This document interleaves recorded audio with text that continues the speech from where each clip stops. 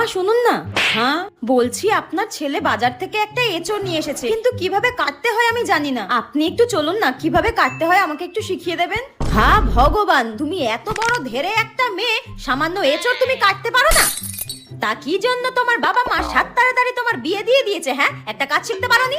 আমার মেয়েকে আমি সবকিছু শিখিয়ে পড়িয়ে তারপর শ্বশুর বাড়িতে পাঠিয়েছি, যাতে শ্বশুর বাড়ির লোকজন আমাকে কোনো কথা শোনাতে না পারে। আর তুমি কি শিখেছো? হ্যাঁ ঠিক আছে মা, যাচ্ছি। হ্যাঁ ওই দেখো, বলতে না বলতে আমার মেয়ে ফোন করেছে। সব কাজ বাজ সেরে তারপর আমাকে ফোন করে। তোমার মতো নাকি মিনিটে মিনিটে বাপের বাড়িতে শুধু ফোন করা?